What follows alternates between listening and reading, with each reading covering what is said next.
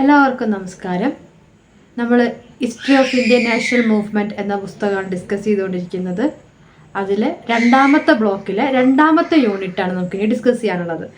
Permanent settlement, അതുപോലെ തന്നെ right വാരി സെറ്റിൽമെൻറ്റ്, ലാൻഡ് സെറ്റിൽമെൻറ്റ്സിനെ കുറിച്ചാണ് ഡിസ്കസ് ചെയ്യുന്നത്. രണ്ടാമത്തെ unit land settlements, permanent and ryotwari, ഈ ടോപ്പിക്കാണ് നമുക്കിന്ന് ഡിസ്കസ് ചെയ്യാനുള്ളത്. ആദ്യം പെർമനൻറ്റ് സെറ്റിൽമെൻറ്റിനെ കുറിച്ച് ഡിസ്കസ് ചെയ്യാം. പെർമനൻറ്റ് സെറ്റിൽമെൻറ്റ് അഥവാ സാമിന്ദാരി സിസ്റ്റം എന്നും അതിനറിയപ്പെടുന്നുണ്ട്. പെർമനൻറ്റ് സെറ്റിൽമെൻറ്റ് അഥവാ സാമിന്ദാരി സിസ്റ്റം എന്നും അറിയപ്പെടുന്നുണ്ട്. 1793 ബംഗാളിലും ബീഹാറിലുമാണ് ഈ ഒരു സിസ്റ്റം ആദ്യമായിട്ട് ഇൻട്രൊഡ്യൂസ് ചെയ്തത്. 1793 ഇൻ ബംഗാൾ ആൻഡ് ബീഹാർ. ഈ സിസ്റ്റം കൊണ്ടുവരുന്നത് ലോർഡ് കോൺവാലീസ് ആണ്. ആരാണ്? കോൺവാലീസ് എന്ന് പറയുന്ന ലോർഡ് പ്രഭു, ഗവർണർ ജനറൽ ആയിട്ട് വന്ന ലോർഡ് കാൻവാലീസ് ആണ് ഇത് കൊണ്ടുവരുന്നത് 1793. അപ്പോൾ ഈ പെർമനൻറ്റ് സെറ്റിൽമെൻറ്റ് അല്ലെങ്കിൽ സാമിന്ദാരി സിസ്റ്റത്തിന് പ്രധാനമായിട്ടുള്ള രണ്ട് സ്പെഷ്യൽ ഫീച്ചേഴ്സിൽ ഒന്ന് എന്ന് പറഞ്ഞാൽ സാമിന്ദാർസ് അല്ലെങ്കിൽ റവന്യൂ കളക്ടേഴ്സ് എന്ന് പറയുന്ന ഒരു ആളുണ്ടായിരിക്കും. അയാളായിരിക്കും ഗവൺമെൻറ്റിൻ്റെ ഏജൻ്റായിട്ട് പ്രവർത്തിക്കുക. Zamindars or revenue collectors performed as the agent of British government അല്ലെങ്കിൽ ഈസ്റ്റ് ഇന്ത്യ കമ്പനിയുടെ ഏജൻ്റായിട്ട് ഇവരാണ് പ്രവർത്തിക്കുക. അപ്പോൾ അവരാണ് ഈ ലാൻഡിൻ്റെ അധികാരിയായി പ്രവർത്തിച്ചുകൊണ്ട് പൈസ കളക്ട് ചെയ്യുന്നത്, റവന്യൂ കളക്ട് ചെയ്യുന്നത്. ഈ ഒരു അവകാശം എന്ന് പറയുന്നത്, സാമിന്ദാർസ് എന്ന് പറയുന്ന അവകാശം ഹെറിഡിറ്ററിയുമായിരിക്കും, ട്രാൻസ്ഫറബിളുമായിരിക്കും. എന്ന് വെച്ചാൽ പരമ്പരാഗതമായിട്ട് കൈമാറി വരുന്നതും അവർക്ക് വേണമെങ്കിൽ അത് വേറൊരാൾക്ക് കൊടുക്കാവുന്നതുമാണ് ഈ സാമിന്ദാർസിന്. ആ ഒരു സിസ്റ്റമാണ് അതിലുണ്ടായിരുന്നത്. രണ്ടാമത്തെ ഒരു ഫീച്ചർ എന്ന് പറഞ്ഞാൽ ഈ സാമിന്ദാസ് 11/10 ഭാഗമാണ് റവന്യൂ ആയിട്ട് നൽകേണ്ടത്. 10/11 ആണ് റവന്യൂ ആയിട്ട് കളക്ട് ചെയ്ത് നൽകേണ്ടത്. അപ്പോൾ ഇതിൻ്റെ യഥാർത്ഥ കൾട്ടിവേറ്റേഴ്സിന്, ഭൂമിയിൽ പണിയെടുക്കുന്ന കൾട്ടിവേറ്റേഴ്സിന് കിട്ടുന്നത് 1/11 മാത്രമാണ്. അതായത് 1/11 മാത്രമാണ് അവർക്ക് സ്വകാര്യമായിട്ട് വെക്കാൻ പറ്റുള്ളൂ. ബാക്കിയൊക്കെ റവന്യൂ ആയിട്ട് നൽകണമെന്നാണ് നിയമം. കൾട്ടിവേറ്റേഴ്സിന് അപ്പോഴും കിട്ടണില്ല. കൾട്ടിവേറ്റേഴ്സ് എന്നല്ല, ഈ സാമിന്ദാസിന് 1/11 പാർട്ടാണ് അവരുടെ കയ്യിലേക്ക് വെക്കാനുള്ള അവകാശമുള്ളത്. അതേസമയം 10/11 ഇവർ സ്റ്റേറ്റിന് റവന്യൂ ആയിട്ട് നൽകുകയും വേണം. അപ്പോൾ 1/11 ആണ് ഈ സാമിന്ദാസിന് വെക്കാനുള്ള അവകാശമെങ്കിൽ അതിനും താഴെ വരുന്ന കൾട്ടിവേറ്റേഴ്സിന് എന്തായിരിക്കും ഉണ്ടായിരിക്കുക? അതുപോലും ഉണ്ടാവാത്തൊരു സാഹചര്യമായിരിക്കും ഉണ്ടായിരിക്കുക, നമുക്ക് ഊഹിക്കാം അല്ലേ. അപ്പോൾ അതാണ് രണ്ട് സ്പെഷ്യൽ ഫീച്ചേഴ്സ് എന്ന് പറയുന്നത് സാമിന്ദാരി സിസ്റ്റത്തിൻ്റെ. അപ്പോൾ സാമിന്ദാരി സിസ്റ്റം എന്ന് പറഞ്ഞാൽ എന്താണ്? സാമിന്ദാരി സിസ്റ്റം എന്ന് പറഞ്ഞാൽ സാമിന്ദാർസ് എന്ന് പറയുന്ന അല്ലെങ്കിൽ ഒരു റവന്യൂ കളക്ടർ ഗവൺമെൻറ്റിൻ്റെ ഭാഗത്തുനിന്ന് അപ്പോയിൻ്റ് ചെയ്യപ്പെടുകയാണ്. ഇപ്പോൾ British east India company revenue collect ചെയ്യാൻ വേണ്ടിയിട്ട് ഒരു ഉദ്യോഗസ്ഥനെ അപ്പോയിൻ്റ് ചെയ്യുകയും ആ അപ്പോയിൻ്റ് ചെയ്യുന്ന ഉദ്യോഗസ്ഥനെ സാമിന്ദാർ എന്ന് അറിയപ്പെടുകയുമാണ് ചെയ്യുന്നത്. ആ ഉദ്യോഗസ്ഥൻ റവന്യൂ കളക്ട് ചെയ്ത് സ്റ്റേറ്റിന് അടക്കുകയാണ് ചെയ്യുന്നത്. ടാക്സ് കളക്ട് ചെയ്ത് സ്റ്റേറ്റിൽ അടക്കുകയാണ് ചെയ്യുന്നത്. ഇതിൽ 10/11% കളക്ട് ചെയ്യുന്നതിൻ്റെ 10%, 10/11 10 ഭാഗവും റവന്യൂ സംസ്ഥാന നികുതിയായി കൊടുക്കണം, അതായത് ഗവൺമെൻറ്റിന് കൊടുക്കണം. അതേസമയം 11 ഭാഗം ഇവർക്ക് സാമിന്ദാസിന് കൈയടക്കി വെക്കുകയും ചെയ്യാം. അതായിരുന്നു സാമിന്ദാരി സിസ്റ്റം എന്ന് പറഞ്ഞാൽ. ഇതിൽ കൾട്ടിവേറ്റേഴ്സിൻ്റെ അവസ്ഥ എന്ന് പറഞ്ഞാൽ അവർ വളരെ ലോ സ്റ്റാറ്റസ് ആണ് അനുഭവിച്ചുകൊണ്ടിരുന്നുണ്ടായിരുന്നത്.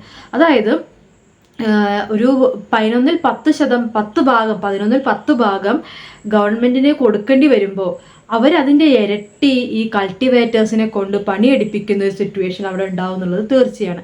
അപ്പോൾ ഈ കൾട്ടിവേറ്റേഴ്സ് ഒരുപാട് പണിയെടുത്താൽ മാത്രമാണ് കൂടുതൽ ഉൽപ്പാദനം ഉണ്ടാവുള്ളൂ അല്ലേ. കൂടുതൽ ഉൽപ്പാദനം ഉണ്ടായാലാണ് ഇവർക്കും അതിനനുസരിച്ചുള്ള ബെനിഫിറ്റുകൾ ഉണ്ടാവുള്ളൂ ഈ സാമിന്ദാസിന്. അപ്പോൾ സാമിന്ദാസ് എന്ന് പറയുന്നവർ പഴയ പ്രഭുക്കന്മാരെ പോലെ ലാൻഡ് ലോഡ്സിനെ പോലെ തന്നെയാണ് പെരുമാറിക്കൊണ്ടിരുന്നത്. ഗവൺമെന്റ് ഈ സിസ്റ്റം എന്ന് വെച്ചിട്ടുണ്ടെങ്കിൽ അഴിമതി ഒഴിവാക്കാൻ വേണ്ടിയിട്ടാണ് ഗവൺമെന്റ് തന്നെ ഒരാൾ അപ്പോയിന്റ് ചെയ്യുകയൊക്കെ ചെയ്യുന്നത്. പക്ഷെ ഇതെന്ന് പറഞ്ഞാൽ ലാൻഡ് ലോഡിസത്തിന്റെ പ്രഭുത്വ വാഴ്ചയുടെ ഒരു രീതിയിൽ തന്നെയാണ് മുന്നോട്ട് പോയത്. കൾട്ടിവേറ്റേഴ്സിന്റെ സിറ്റുവേഷൻ എന്ന് പറഞ്ഞാൽ വളരെ മോശമാവുകയും ചെയ്തു. ഈ ഒരു ഐഡിയ പെർമനന്റ് സെറ്റിൽമെന്റ് എന്ന് പറയുന്ന ഐഡിയ കൊണ്ടുവന്നത് ജോൺ ഷോർ ആണ്. ആരാണ്? John Shore. The idea of permanent settlement കൊണ്ടുവരുന്നത് ജോൺ ഷോർ ആണ്. ഇത് നടപ്പിലാക്കുന്നത്, ഇംപ്ലിമെന്റ് ചെയ്യുന്നത് കോൺവാലിസ് ആണ്. കോൺവാലിസ് പ്രഭുവാണ് ഇത് ഇംപ്ലിമെന്റ് ചെയ്യുന്നത്, നടപ്പിലാക്കുന്നത്. അപ്പോൾ ഇതാണ് പെർമനന്റ് സെറ്റിൽമെന്റ് അഥവാ സാമീന്ദാരി സിസ്റ്റം എന്ന് പറഞ്ഞാൽ വളരെ സിമ്പിൾ ആണ്. അടുത്തത് ryotwari system, RYOTWARA, ryotwari system. Permanent settlement കൊണ്ടുവന്നു. അത് പല സ്ഥലങ്ങളിലും വളരെ പരാജയമായിരുന്നു, especially in southern parts of India. Southern parts, അതായത് മദ്രാസ് പ്രസിഡൻസിന്റെ കീഴിൽ വരുന്ന സ്ഥലങ്ങളിൽ ഇത് വളരെ ഒരു പരാജയമായിട്ട് മാറി. അപ്പോൾ അവിടുത്തെ അന്നത്തെ ഒഫീഷ്യൽ ആയിരുന്നു ലോർഡ് മുൺറോയും അതുപോലെ തന്നെ റീഡും, REED, റീഡും മുൺറോ MUNRO.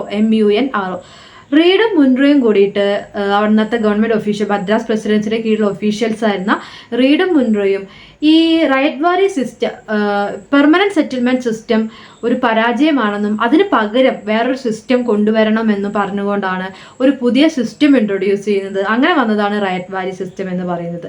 18ാം നൂറ്റാണ്ടിൽ 18th സെഞ്ചുറിയിലാണ് സിസ്റ്റം കൊണ്ടുവരുന്നത്. സദേൺ പാർട്സ് ഓഫ് ഇന്ത്യയിലും അതുപോലെ തന്നെ ഇന്ത്യയുടെ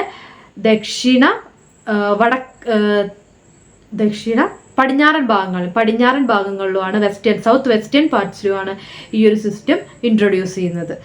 ഇതിൽ ഈ ഒരു സിസ്റ്റത്തിന്റെ പ്രത്യേകത എന്ന് പറഞ്ഞാൽ, in this system cultivators was to be recognised as the owners of land subject to the payment of land revenue. Land revenue നൽകേണ്ടത് ആരാണ്?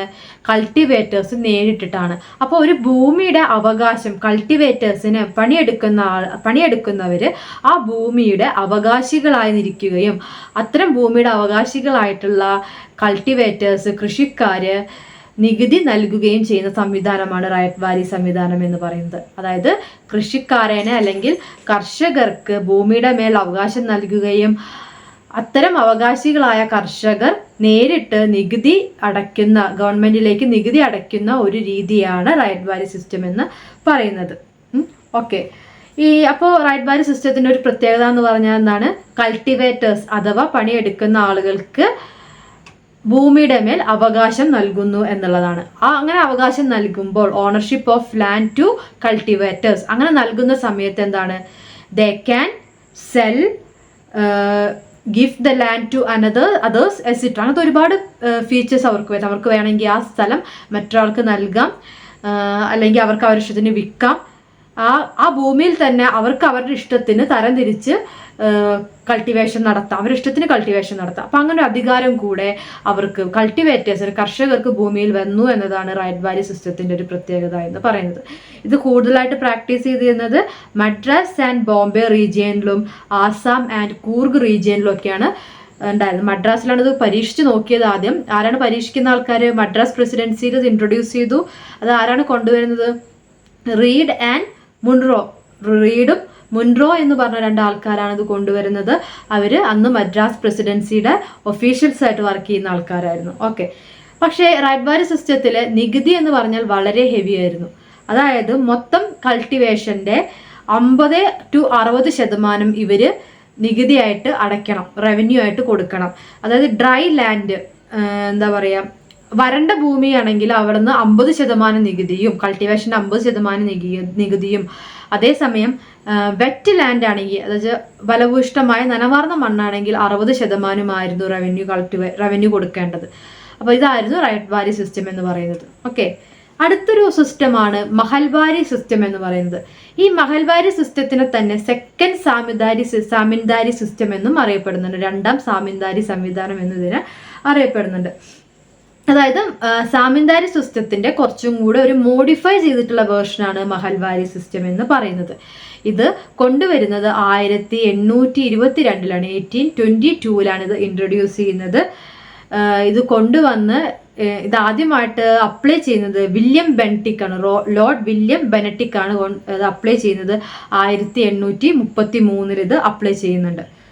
ഇനി ഇത് കൂടുതലായിട്ട് അപ്ലൈ ചെയ്തിട്ടുള്ളത് നോർത്ത് വെസ്റ്റ് ഫ്രോണ്ടിയർ ഭാഗങ്ങളിൽ, ആഗ്ര, സെൻട്രൽ ഭാഗങ്ങളിൽ, അതായത് ഗംഗയുടെ തീരങ്ങളിൽ, ഗാംഗറ്റിക് വാലീസിൽ, പഞ്ചാബിൽ തുടങ്ങിയ സ്ഥലങ്ങളിലാണ് ഇത് കൂടുതലായിട്ടും അപ്ലൈ ചെയ്ത് നോക്കിയിട്ടുള്ളത്. അതായത് റൈറ്റ് വാലി സെറ്റിൽമെന്റും പെർമനന്റ് സെറ്റിൽമെന്റും പരാജയപ്പെടുന്ന സാഹചര്യത്തിലാണ് മഹൽവാരി സെറ്റിൽമെന്റ് ഈ ഭാഗങ്ങളിലൊക്കെ ഇൻട്രൊഡ്യൂസ് ചെയ്യുന്നത്. ഇതെന്ന് പറഞ്ഞിട്ടുണ്ടെങ്കിൽ ഒരു വില്ലേജിനെ ഒരു മഹലായിട്ടാണ് പറയുന്നത്. A village is considered as a Mahal. ഈ മഹലിന് ഒരു ഹെഡ് ഉണ്ടായിരിക്കും. ഈ ഹെഡാണ് മഹലിലെ കൃഷിയുടെ കാര്യങ്ങളെല്ലാം നോക്കിയിട്ട് റവന്യൂ കളക്ട് ചെയ്യുന്നതും അത് ഗവൺമെന്റിലേക്ക് അടയ്ക്കുകയും ചെയ്യുന്നത്. ഈ സിസ്റ്റത്തിനെയാണ് മഹൽവാരി സിസ്റ്റം എന്ന് പറയുന്നത്. A village was considered as a mahal. A village headman ഉണ്ടായിരിക്കും. This village headman collected the revenue and collect ചെയ്ത റവന്യൂ എന്ത് ചെയ്യുന്നു? അത് ഗവൺമെന്റിലേക്ക് കൊടുക്കുന്നു. അതാണ് ഇവിടെ എന്തായാലും സിസ്റ്റം എന്ന് പറയുന്നത്. അപ്പോൾ ഇതെന്ന് പറഞ്ഞാൽ എന്താണ്? ഈ വില്ലേജ് ഹെഡ്മാൻ പിന്നെ എന്തായി മാറാം? വില്ലേജ് ഹെഡ്മാൻ ഒരു സാമിന്ദാറിനെ പോലെ തന്നെയായിരിക്കും പെരുമാറുക അല്ലേ? അധികാരം കിട്ടുമ്പോൾ village headman behave like a zamindar. അതുകൊണ്ട് തന്നെയാണ് ഇതിന്റെ സെക്കൻഡ് സാമിന്ദാരി സിസ്റ്റം എന്നും പറയപ്പെടാൻ കാരണമായത്. അപ്പോൾ 66% റവന്യൂ ആണ് സർക്കാരിലേക്ക് അല്ലെങ്കിൽ ഗവൺമെന്റിലേക്ക്, കമ്പനിയിലേക്ക് തിരിച്ചടക്കേണ്ടത്. 66% ഓഫ് ഷെയർ റവന്യൂ ആയിട്ടാണ് പോകുന്നത്. 30 വർഷത്തോളം ഈ ഒരു എന്താ പറയുക സ്ഥിതി, ഈ ഒരു സിസ്റ്റം, മഹൽവാരി സിസ്റ്റം മുന്നോട്ട് കൊണ്ടുപോകുമെന്ന രീതിയിലാണ് പല സ്ഥലങ്ങളിലും ഇത് അപ്ലൈ ചെയ്തിട്ട് ഉള്ളത്. അപ്പോൾ ഇതാണ് മഹൽവാരി സിസ്റ്റം എന്ന് പറയുന്നത്. അപ്പോൾ 3 സിസ്റ്റമാണ് ഇപ്പോൾ ലാൻഡ് സെറ്റിൽമെന്റിലെ 3 പ്രധാന സിസ്റ്റമാണ് നമ്മൾ ഡിസ്കസ് ചെയ്യാനുള്ളത്. പെർമനന്റ് സെറ്റിൽമെന്റ്, റൈറ്റ് വാരി സെറ്റിൽമെന്റ്, ദെൻ മഹൽവാരി സിസ്റ്റം. ഈ 3 സിസ്റ്റംസ് ആണ് പഠിക്കാനുള്ളത്. അതിൽ നമ്മൾ ആദ്യം പറഞ്ഞു പെർമനന്റ് സെറ്റിൽമെന്റ് എന്ന് പറഞ്ഞാൽ ഒരു സാമിന്ദാറിനെ അപ്പോയിന്റ് ചെയ്തിട്ട് ആ സാമിന്ദാർ കൾട്ടിവേറ്റേഴ്സിന്റെ കയ്യിൽ നിന്ന് റവന്യൂ കളക്ട് ചെയ്ത് ഗവൺമെന്റിലേക്ക് അടയ്ക്കുന്ന രീതിയാണ് സാമിന്ദാരി സിസ്റ്റം അല്ലെങ്കിൽ പെർമനന്റ് സെറ്റിൽമെന്റ് എന്ന് പറഞ്ഞാൽ.